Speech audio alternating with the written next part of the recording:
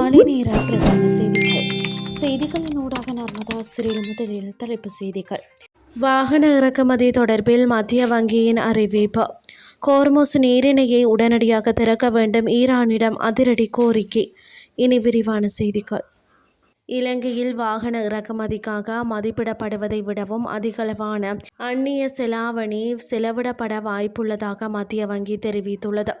ஊடகவியலாளர் சந்திப்பொன்றில் கலந்து கொண்டு உரையாற்றிய போதே இலங்கை மத்திய வங்கியின் ஆளுநர் நந்தலால் வீரசிங்க மேற்கொண்டவாறு குறிப்பிட்டார். கடந்த ஆண்டில் வாகன இறக்குமதிக்காக முன்னதாக கணிக்கப்பட்ட 1.5 பில்லியன் முதல் 1.7 பில்லியன் அமெரிக்க டாலர்களை விடவும் அதிகமாக தலா 2 பில்லியன் அமெரிக்க டாலர்கள் வரை செலவிடப்பட்டுள்ளதாக குறிப்பிட்டார்.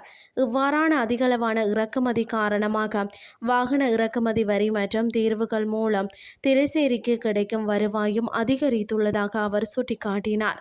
ஆளுநரின் தரவுகளின்படி 2026ஆம் ஆண்டின் முதல் 3 மாதங்களில் முதலாம் காலாண்டில் மட்டும் வாகன இறக்குமதிக்காக ஏற்கனவே சுமார் 600 மில்லியன் அமெரிக்க டாலர்கள் செலவிடப்பட்டுள்ளன. தற்போது நிலவும் இதே போக்கு இந்த ஆண்டின் எஞ்சிய மாதங்களிலும் தொடருமானால் 2026ஆம் ஆண்டின் இறுதிக்குள் மொத்த வாகன இறக்குமதி செலவு தோராயமாக 2.4 பில்லியன் அமெரிக்க டாலர்களை எட்டக்கூடும் என ஆளுநர் எச்சரித்துள்ளார். இது கடந்த ஆண்டின் ஒட்டுமொத்த செலவினத்தையும் விட அதிகமாகும். நிதி அமைச்சானது கடந்த ஆண்டை விடவும் 2026இல் வாகன இறக்குமதி குறையும் என்றே கணித்திருந்தது.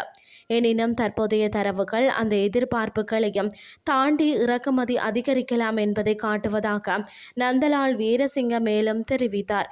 இருப்பினும் இந்த வாகன இறக்குமதி அதிகரிப்பானது அரசாங்கத்தின் வருவாய் இலக்குகளில் எந்தவொரு எதிர்மறையான தாக்கத்தையும் ஏற்படுத்தும் என்பதற்கான அறிகுறி எதுவும் தற்போது வரை இல்லை என்றும் அவர் வலியுறுத்தினார். இனி வெளிநாட்டு செய்திகள். உலகளாவிய எரிசக்தி விநியோகத்தில் முக்கிய பங்கு வகிக்கும் ஹோர்முஸ் நீரிணையை எவ்வளவு விரைவாக முடியுமோ அவ்வளவு விரைவில் மீண்டும் திறக்க வேண்டும் என கோரிக்கை விடுக்கப்பட்டுள்ளது. ஐரோப்பிய ஒன்றியத்தின் பொருளாதார ஆணையாளர் இந்த கோரிக்கையை விடுத்துள்ளார். அமைதியான காலங்களில் உலகின் மொத்த எண்ணெய் விநியோகத்தில் சுமார் 20% இந்த நீரிணை வழியாக கொண்டு செல்லப்படுகிறது. இந்த நிலையில் ஈரான் நாடு இந்த கடல் பகுதியை நடைமுறையில் மூடியுள்ளதால் உலகளாவிய விநியோக சங்கிலியில் பெரும் தடங்கள் ஏற்பட்டுள்ளதோடு சர்வதேச சந்தையில் எரிசக்தி விலைகளும் கடுமையாக உயர்ந்துள்ளன.